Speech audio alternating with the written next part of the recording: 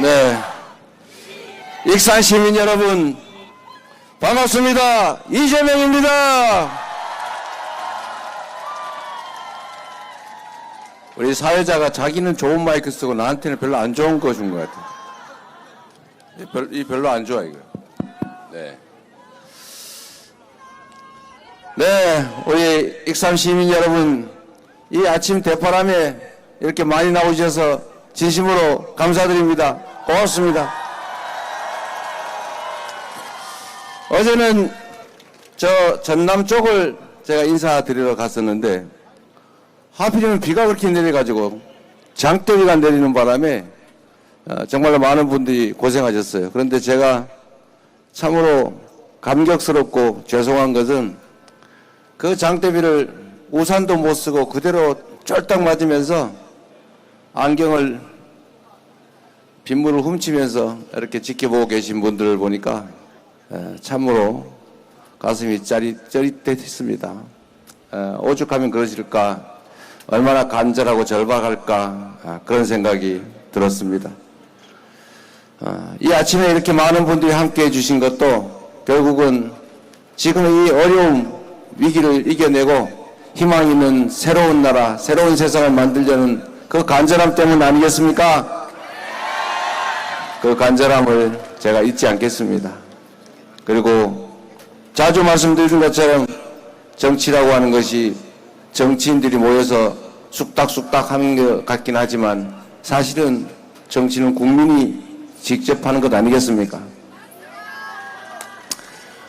우리가 어려움을 겪고 위기를 겪을 때마다 이거 왜 자꾸 마이크가 이러지? 네. 자, 우리가 괜찮아요? 네. 우리가 어려움을 겪거나 위기를 겪을 때마다 이거 또 바뀌었는데 괜찮아요? 네, 이 정도 괜찮겠습니다. 네, 우리가 어려움을 겪고 위기를 겪을 때마다 그 위기를 이겨낸 이게 계속 이상하네.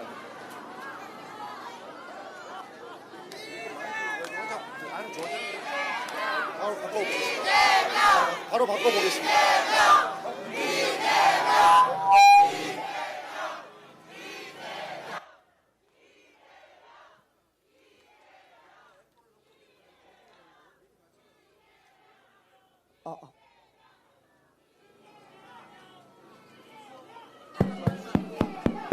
네, 이게 자꾸 볼륨이 올락내리락 에코가 들어갔다 나왔다. 네, 어쨌든 준비하는 측이 많이 당황했을 것 같은데 박수 한번 주십시오. 제가 이 앞에 좀 왔다 갔다 하려 했더니 위험하다고 꼭 이 뒤에 서서 하라고 그래서 그렇게 하도록 하겠습니다. 이 전북이 동학혁명의 발상지 아닙니까? 이 동학혁명의 근본 사상은 사람이 곧 하늘이다. 대동세상 모두가 함께 어우러져 존중하고 함께 살아가는 세상, 그 세상을 꿈꾸었던 것이 바로 동학혁명 아니었겠습니까? 이 동학혁명이 또 이러네. 이거 왜 이렇게 자꾸.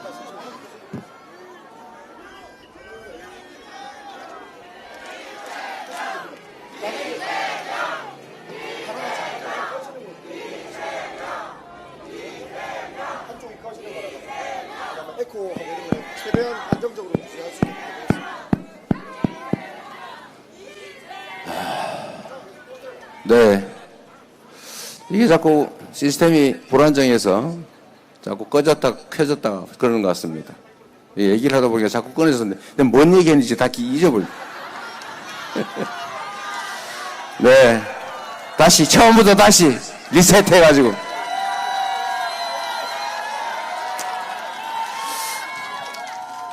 왕이 세상의 모든 것을 소유하고 백성이 왕의 소유물일 그 시대에도 왕들이 그런 걱정을 했습니다. 자식들한테.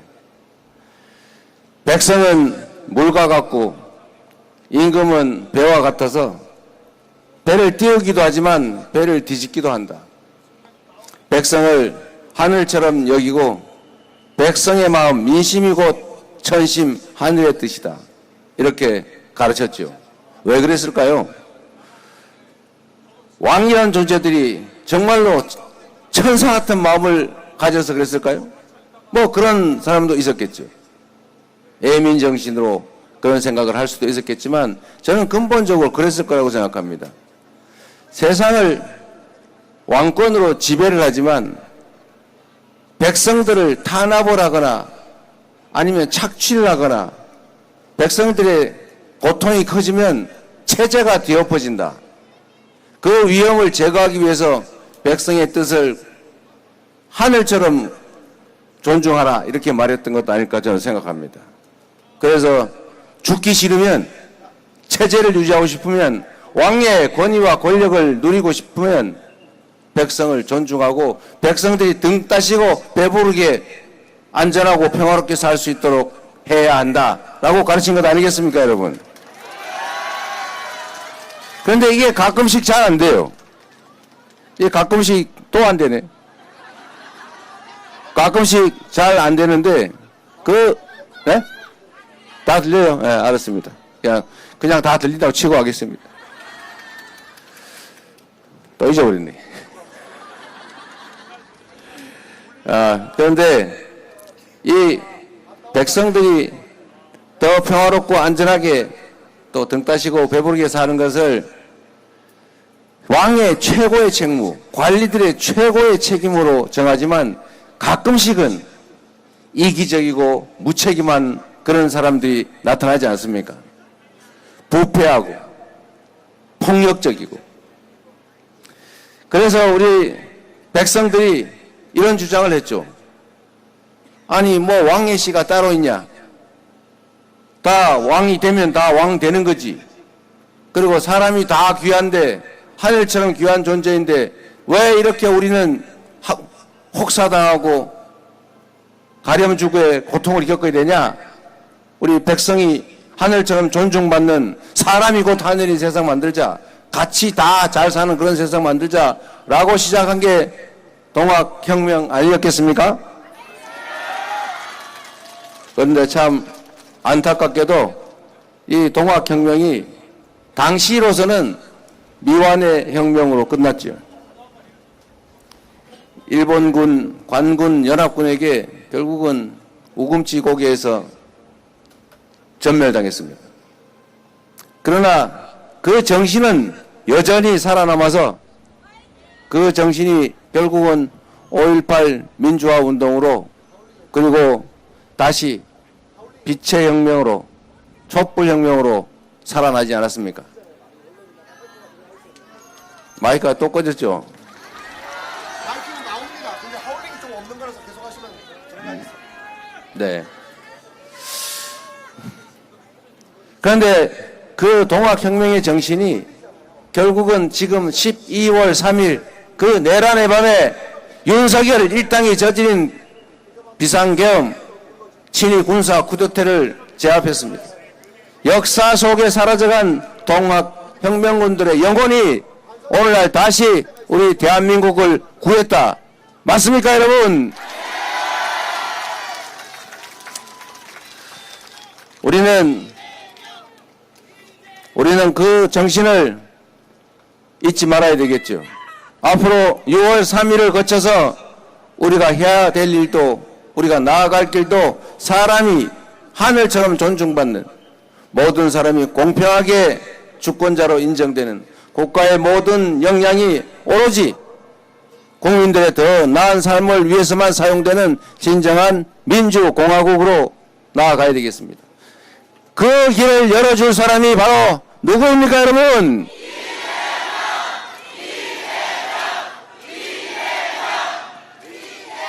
감사합니다. 그런데 그 길을 열어가는 사람은 이재명이 아니라 바로 여러분입니다. 여러분이 이재명이라는 도구를 사용해서 여러분이 원하는 세상을 만들어가는 것이죠.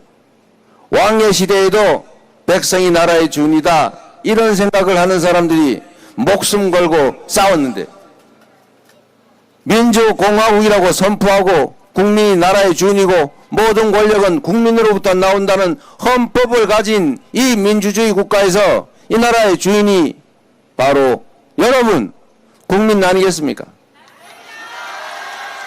그래서 국민이 주인인 나라, 국민이 행복한 나라를 만들어야 되는 것이고 그 주체는 바로 이재명이 아니라 여러분이다.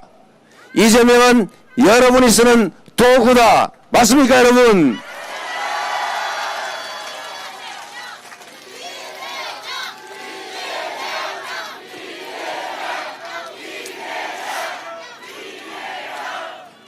충분히 그리고 치열하게 철저하게 준비했습니다.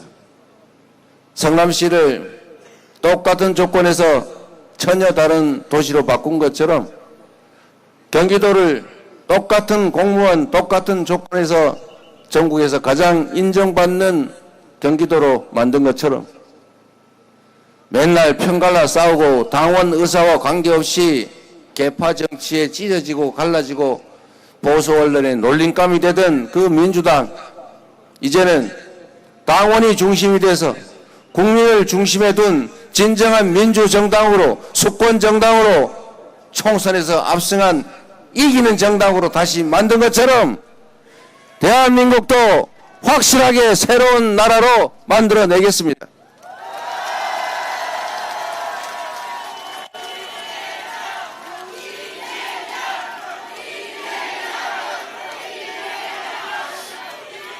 익산 시민 여러분, 그리고 전북 도민 여러분, 먹고 사는 게 너무 힘들죠? 경제가 너무 어렵죠? 대한민국이 사실 산업화와 민주화를 동시에 이룬 전 세계 유일의 국가인데 그 역시도 우리 국민들의 위대한 저력이 발휘된 것이라고 믿습니다. 그런데 우리가 한때 자원도 부족하고 인력도 부족하고 교육과 기술 수준도 낮을 때 가진 자원이 부족해서 성장 전략으로 소위 몰빵 전략을 했습니다. 특정 지역 수도권에 특정 기업 재벌에게 모든 자원을 몰아줬죠. 그러다 보니 성장은 했는데 불균형 성장 정책의 결과로 집중 현상이 발생한 것입니다. 한때는 그게 매우 유용했죠. 그러나 이제는 서울의 아파트 한 평 값이 3억 원을 할 만큼 이 집중에 따른 폐해가 너무 큽니다. 지방은 소멸해가고 수도권은 과밀해서 미어 터지고 있습니다. 지금 상태로 수도권 집중이 계속되면 이 나라는 지속적으로 성장 발전하는 게 불가능해집니다. 이제 다시 우리의 역량도 자원도 기술도 국민의 의식 수준도 높아졌으니 이제 다시 원칙대로 균형 발전 전략을 취해야 됩니다. 이거는 지방에 대한 배려가 아니라 국가가 대한민국이 지속적으로 살아가기 위한 필수 전략이다. 이해하시겠습니까, 여러분? 당연히 이해하고 있겠죠. 안에서 열받고 있겠죠. 제가 전북을 올 때마다 그 얘기를 듣습니다. 사실 서울에서 저 광주, 전남 가려면 이거 지나가야 되잖아요. 돌아갈 수는 없잖아요. 그래서 먼저 그 전북을 들렀다가 광주를 가자. 그러면은 가는 길에 들렀냐 이렇게 얘기합니다. 그래서 이번에 바꿨어요. 그러면은 광주 갔다가 따로 전북은 가자 합니다. 돌아가는 길에 들렀냐. 그래서 제가 이렇게도 해봤어요. 그럼 며칠간의 간극을 두자. 전북 갈 때하고 전남 광주 갈 때하고. 그랬더니 역시 똑같은 얘기를 해요. 저는 그 마음을 이해합니다. 소외감이죠. 지금 결국 전북은 다른 지역들이 전부 대구, 경북 통합이니 부울경 메가시티니 충청권 메가시티 이렇게 얘기하지만 전북은 우리는 호남에 묶이기 싫어. 이래서 결국 전북 특별자치도로 분리해 가고 있습니다. 슬픈 일이죠. 저는 그 이유를 이렇게 대개 세 가지 정도로 생각합니다. 말씀드린 것처럼 대한민국은 수도권 집중 전략 때문에 지방을 소외시켰죠. 이건 사실은 성장 전략의 일부였습니다. 불가피할 때가 있었죠. 그러나 그 결과는 이렇게 참담하게 지방 소멸이라는 것으로 나타나고 있습니다. 그래서 지방은 다른 지역과 똑같이 다 수도권에 비해서 상대적으로 소외되고 차별받게 됐죠. 그런데 여기에 또 하나 있지 않습니까? 이 참으로 못된 일이었는데, 제가 경북 안동 출신 아닙니까? 경북 안동 출신인데 제가 지금도 경북 가면은 저 뒤쪽에서 수근수근해요. 그래서 제가 그런 말도 했지 않습니까? 왜 우리가 남이 가에 나는 우리에 안 넣어주냐? 나도 거기서 태어나고 먹고 자랐는데. 그래도 역시 마음이 그렇지 못한가 봐요. 저는 그게 그분들의 잘못이라고 생각하지 않습니다. 군사 정권이 분할 지배 전략을 한 것도 아닙니까?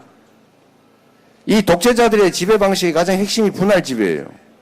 이 국민들을 반으로 쪼개고 또는 3분의 1을 떼내가 쪼갠 다음에 한쪽만 집중 지원하고 한쪽은 소외를 시켜 싸움을 시키는 거예요. 그리고 힘센 쪽만 자기 편만 잔뜩 지원하죠. 그래서 지금 산업 기반들이 사실은 동쪽으로 다 몰린 거 아닙니까? 서쪽에는 농사나 짓고. 어쨌든 그렇게 해서 이 호남 지방이 소외됐던 것도 사실이죠. 최근에 와서 일부러 그러는 경우는 없어지긴 했지만 이미 그게 너무 크게 고착화된 겁니다.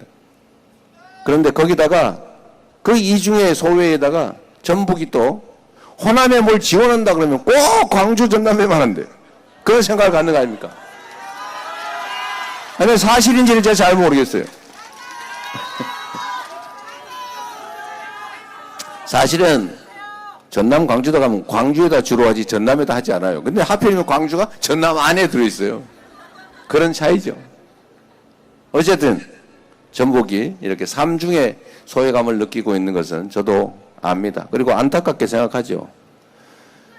집안에 형제가 싸움이 잦은 것은 너무 많이 가져서 싸우기도 하지만 없어서 싸우는 경우가 더 많습니다.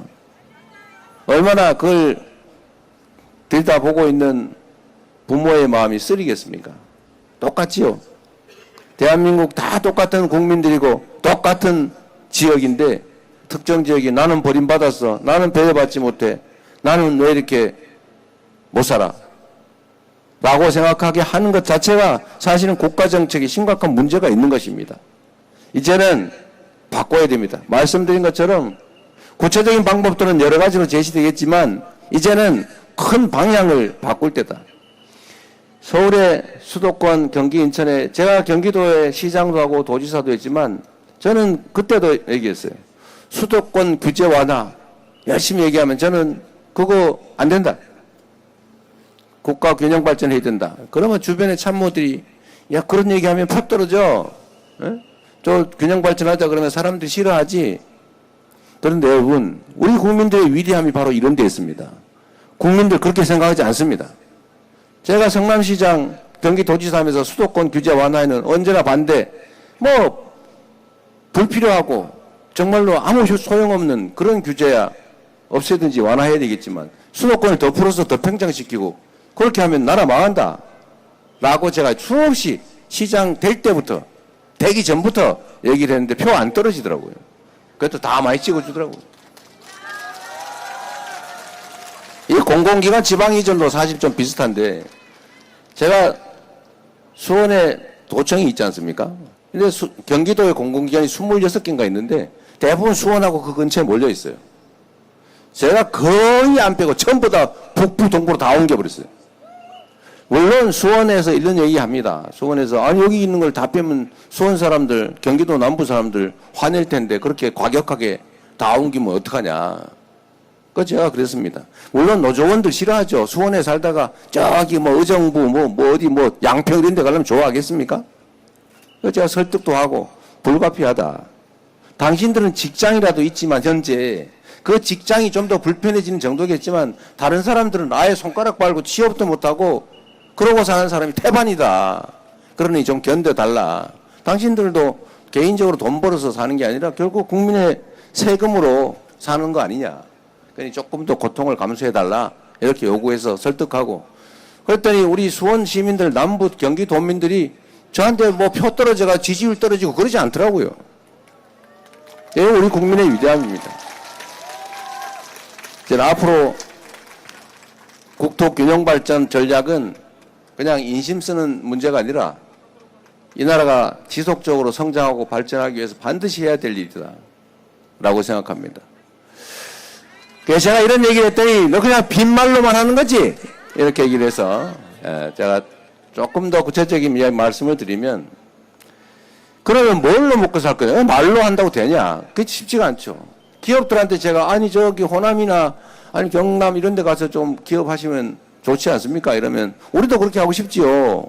뭐 땅값 사고 물가 사고 이건 좋은데 사람을 구할 수가 없습니다. 이런 얘기를 해요. 그 사람이 왜 없습니까? 그랬더니 대학 졸업하면 다 서울로 간대요. 근데 그 서울 가는 사람한테 물어봤어요. 왜 서울로 가냐? 여긴 영화 볼 때도 없고요. 연애할 때도 마땅치 않고요. 미래가 없어요. 점점 나빠질 것 같아요. 희망이 없어요. 충분히 이해되지 않습니까? 근본적으로 모든 게 엉켜 있어요. 이제 뭘 해야 됩니까? 첫 번째, 인재 양성 여건을 만들어야 된다. 그래서 우리가 어젠가 우리 발표했는데 권역별로 거점 국립대를 대대적으로 육성하자. 제가 이거 사실 참 심각한 문제인데 정치라고 하는 게 억강부약해야 되는 것 아닙니까? 특별한 희생을 치르는 지역이나 사람에게는 상응하는 특별한 보상을 해서 균형을 맞춰줘야 되는 것 맞죠? 그런데 이 나라는 이상해요. 서울대는 전북대보다 학생 1인당 지원 예산이 두세 배가 많아요. 왜? 왜 그래야 되는데?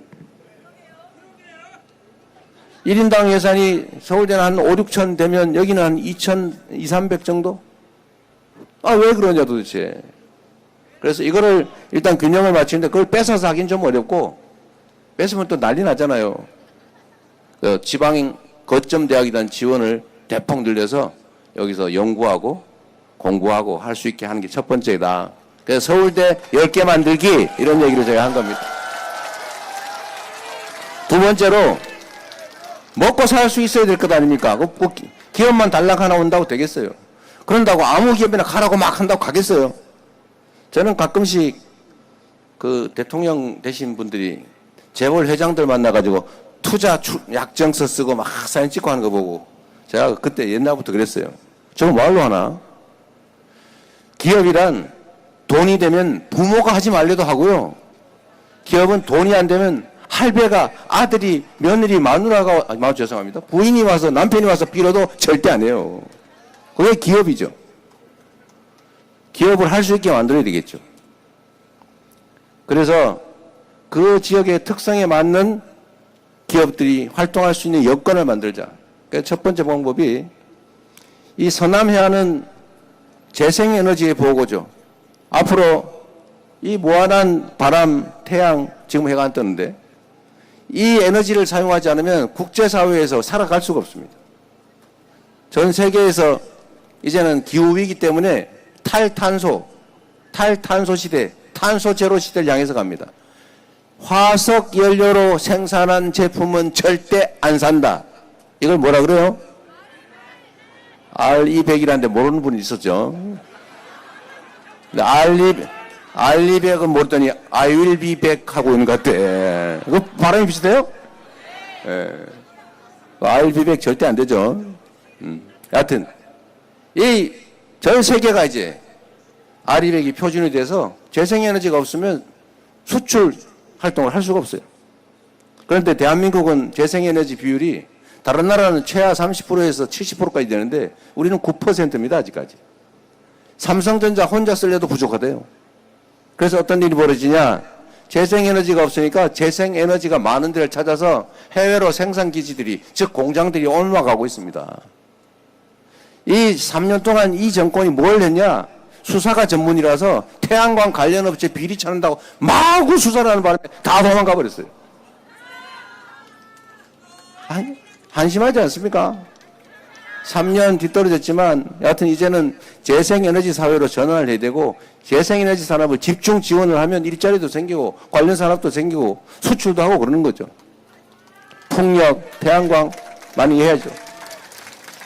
근데 이게 전남, 전북, 충남 이 라인, 이 서남 해안이 경남 재생에너지의 보고입니다. 바람도 좋고 햇볕도 좋고 또 해안가들이 꼭 엄중해가지고 그 비어있는 공간들이 너무 많아요.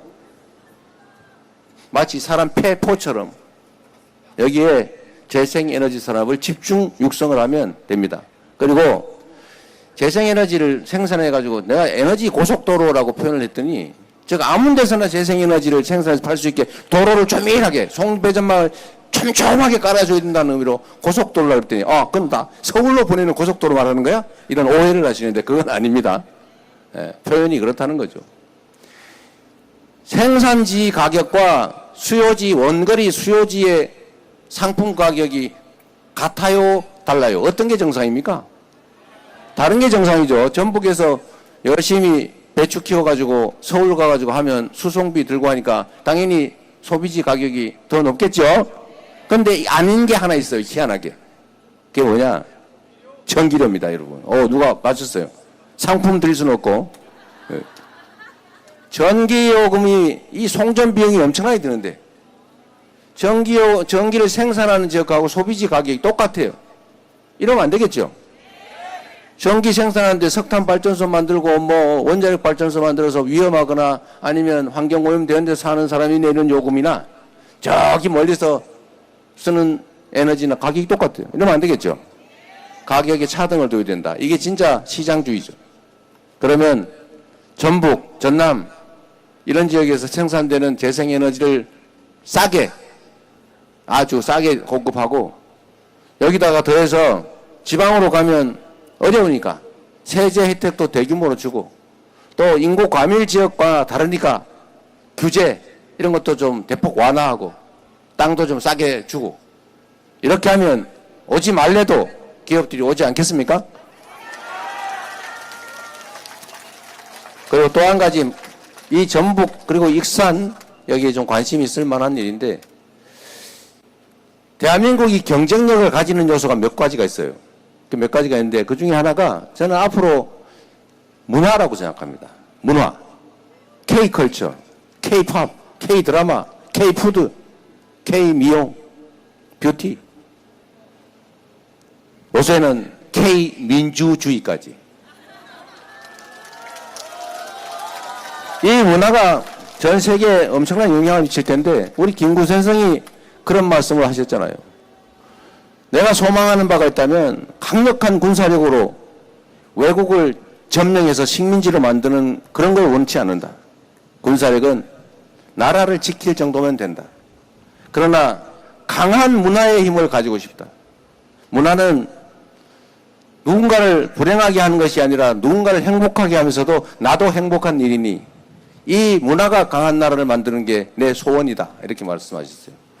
훌륭한 말씀 아닙니까?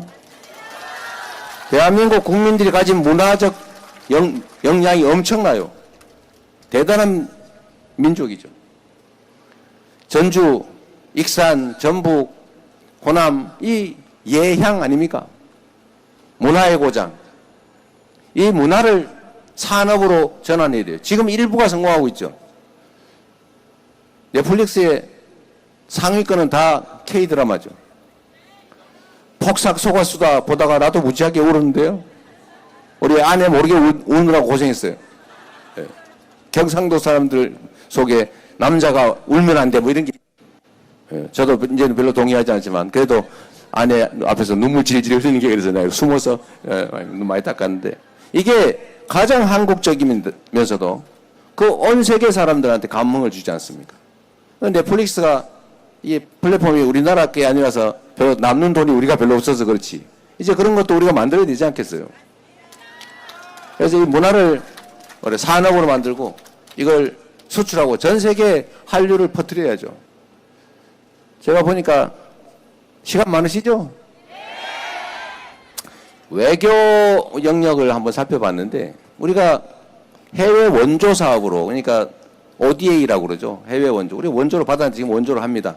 원조 예산이 1년에 6조 8천억이더라고요.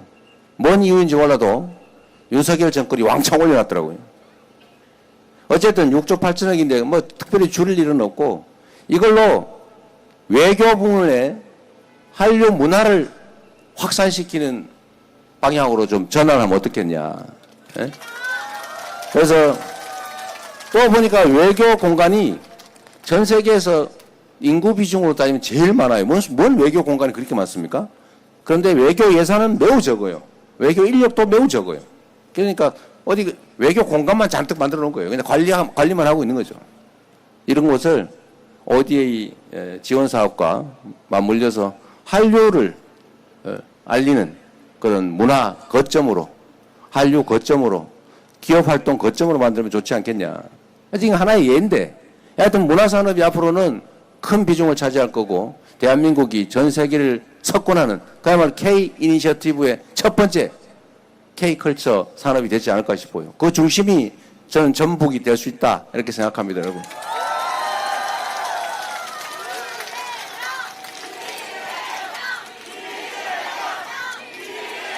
그리고 추상적인 그 문화산업을 넘어서서 전북이 국가식품 클러스터 특화 지역이죠. 예. 여기를 K푸드, 요새 여러분 그거 아시죠? 원래 김을 우리나라 말고 별로 안 먹었어요. 이 풀따기를, 바다에 나는 그 풀을 왜 먹어 도대체? 그런데 요새 김밥이 수출이 돼가지고 전 세계에서 한국 김에 대한 수요가 너무 폭증을 했습니다. 한국 김. 원래 일본이 조금 먹다가 이제는 막 유럽까지 김을 좋아해가지고 김밥, 이렇게 맛있었어? 김밥 수출이 폭증하고 있어요. 비빔밥. 옛날엔 그 비빔밥 우리나 먹었지 뭐 다른 사람 안 먹었잖아요. 한국 음식이 건강식으로는 세계 최고입니다, 여러분. 그럴 수밖에 없잖아요. 근데 이게 요즘은 포장 수출이 가능하게 기술이 발전하잖아요. 전주 비빔밥 팔아야죠, 그죠? 전 세계를 상대로 전주 비빔밥 팔아야 될 거 아닙니까? 바로 이게 새로운 산업의 영역이죠. 여기 이 K컬처, K푸드 여기에 집중 투자를 해가지고 정부가 하나의 대표적 산업으로 키우는 게 우리의 계획입니다, 여러분. 그래서 대한민국 산업의 축은 1번 당연히 AI 중심의 첨단 기술 산업으로 전환해야죠. 두 번째 재생에너지 중심 산업으로 전환하고 세 번째 K 이니셔티브 문화산업 여기에 집중해야 된다. 이 3대 산업이 가장 중요하다고 생각해요. 그 중심 중에 문화산업의 중심 전북 익산 여러분 축하드립니다.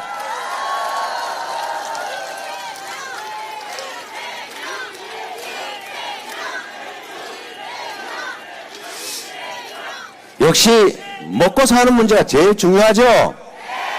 우리가 뭐 특별한 걸 바랍니까? 등 따시고 배부르고 아이들 건강하게 잘 키우고 노후 걱정 안 하면 되는 것 아닙니까? 그렇게 만드는 게 정치가 할 일인데 오히려 국민들이 정치 걱정을 하고 있어요. 이재명과 민주당이 집권하면 최소한 여러분이 나라 걱정을 하지 않게 하겠습니다, 여러분.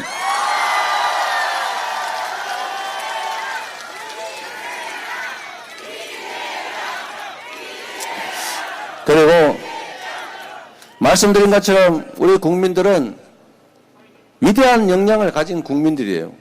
세계에 없는 무혈의 평화혁명을 2번씩이나 그것도 8년 만에 성공하는 이런 민족 국가가 어디 있습니까? 우리밖에 없어요.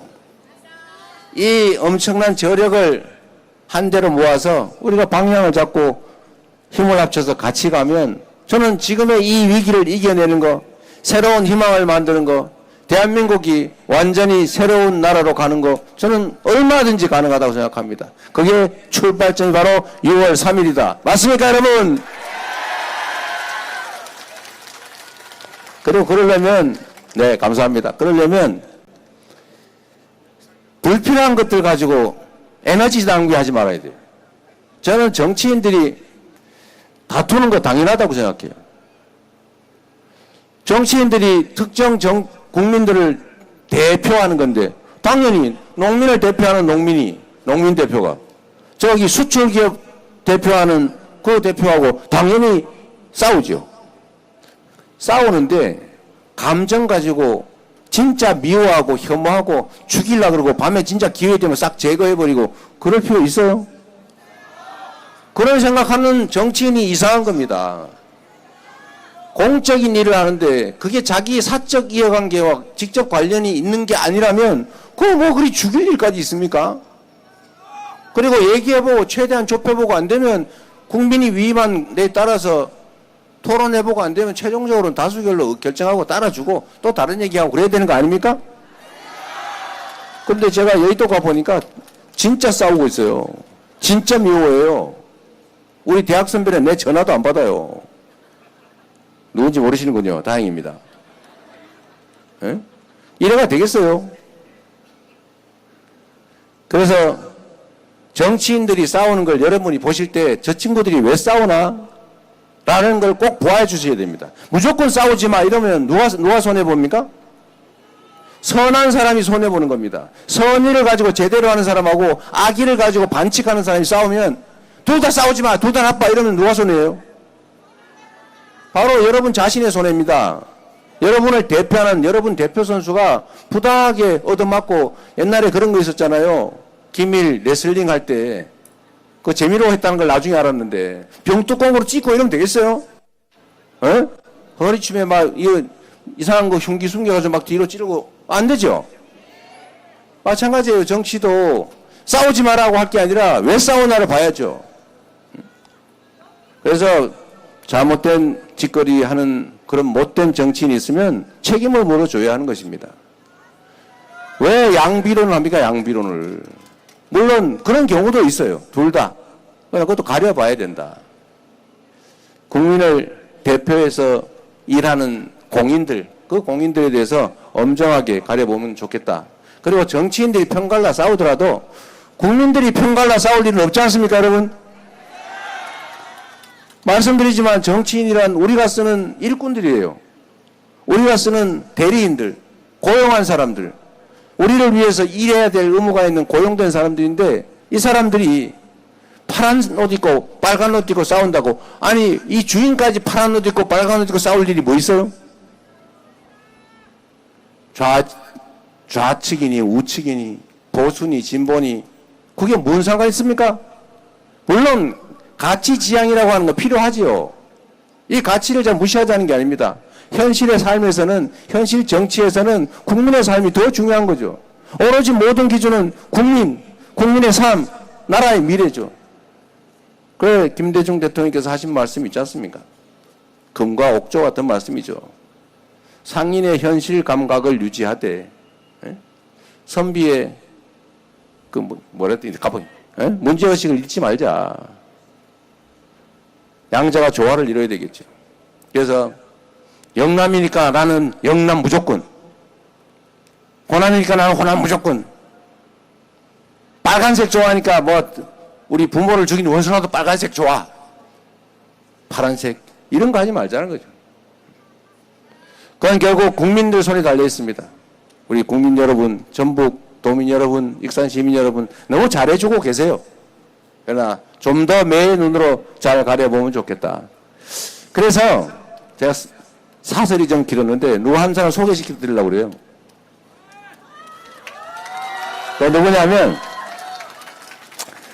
저는 이 국민의힘이 정말 진정한 보수 정당으로 자리 잡기를 바랍니다. 그런데 국민의힘은 미안하게도 안타깝게도 보수 정당이라고 지금까지 불려왔는데 실제로 그 내용을 보면 보수가 아니라 수구, 땡통, 또는 반동 이런 완전 이해관계 집단이 불과했어요. 그래도 노력이라도 해야 되는데 아예 요즘 보니까 우리 원래 보수 아니야, 우리 원래 수구야, 우리 이해 집단이야 이렇게 하는 것 같아요. 아니 지금 광주 5.18이 며칠 남았는데 정호용을 영입을 합니까? 에? 광주 5.18 비상계엄으로 그 수없이 많은 사람을 살상했던 공수부대 지휘관 정호용을 영입을 했대요. 그래서 욕을 막 하니까 취소했다는데 너무 황당한 거 아닙니까? 좌우의 화합도 중요하고 정말 보수 가짜 보수 정당 안에서 진짜 보수 활동해 보려고 노력하다가 사실상 쫓겨난 김상욱 의원 어디 있어? 박수로 환영해 주십시오. 잘했어, 잘했어. 예.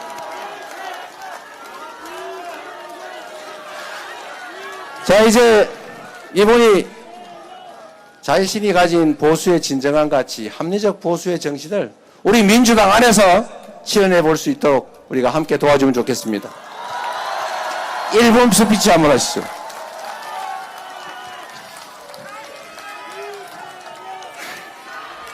반갑습니다.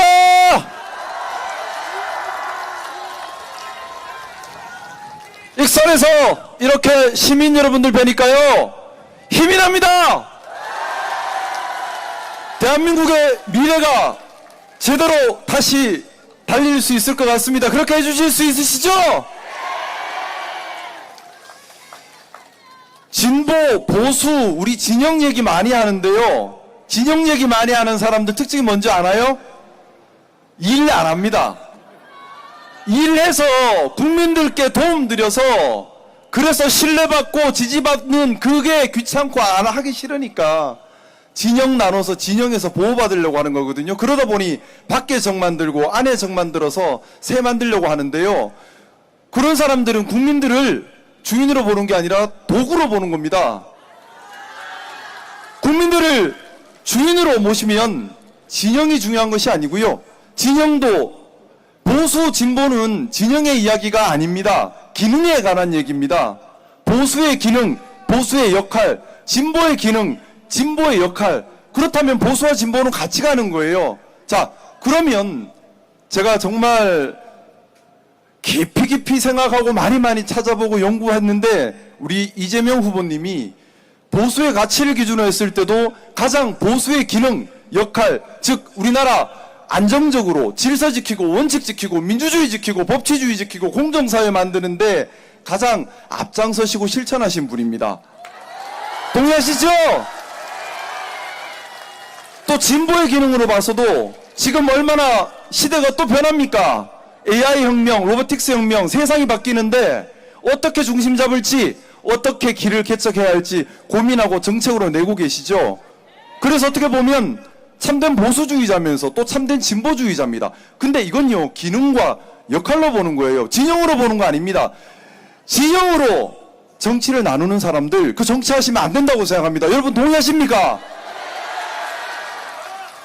대한민국이 보수, 진보 이렇게 진영 갈등이 아니라 정말 국민을 위한, 국민이 주인이 되는, 국민이 도구가 아니라 국민이 정말 주인이 되는 그런 나라 만들 대통령 누구라고 생각하십니까?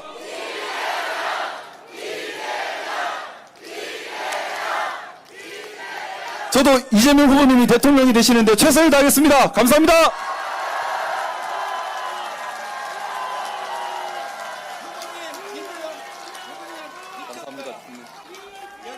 아니야, 네, 우리 김상욱 의원 민주당에 오셔서 합리적인 보수의 가치를 잘 주장하고 실현해 가기를 격려하는 의미로 박수 한번 부탁드립니다.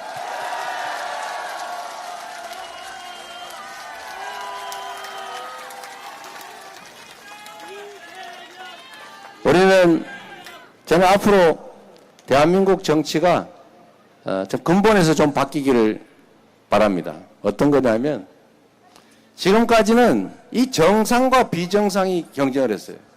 이 비정상, 이권에 매몰된 이 정치 몰입이라면 너무 심한 표현이 될 테고, 정치권 지역을 기반으로 이 가짜 보수, 참칭 보수, 이 참칭 보수가 보수라고 불려왔죠. 저는 이게 비정상이었다고 봅니다. 국민의 뜻에 어긋나는 행동을 밥 먹듯이 하고, 원래 하겠다고 자기들이 주장했던 것도 우리가 하면 반대예요. 지난 3년 동안 생각을 해보십시오. 아니, 여당이 뭘 하자 그러고 야당이 말리고 그래야 되는데 3년 동안 그들이 한 게 야당 발목 잡는 거였어요. 그저 어떻게든지 못하게 방해하는 게 일이에요. 정치는 없는 길을 만들어서 새 길을 내는 그게 정치 아닙니까? 그리고 어떤 길을 더 낫게 만들지를 끊임없이 고민해야 되는데 반대로 남들이 뭘 하면 시기 질투해서 그런지 성과가 그쪽으로 갈까봐 그런지 무조건 반대해요. 나 이런 정당 보지를 못했어. 그래서 이제 앞으로는 이 비정상적인 이해관계 이익 집단을 보수라고 부르고 정상적이고 상식적인 정치 집단을 진보라고 부르는데 이제는 좀 제자리를 찾아서 이 비상식은 좀 비상식의 영역으로 밀어내고 이 상식의 영역 안에서 진짜 합리적인 보수와 합리적인 진보가 경쟁하는 그런 정상적인 정치 체제를 만드는 거 이게 우리가 해야 될 일이고 그 출발도 역시 6월 3일이다 이렇게 생각합니다.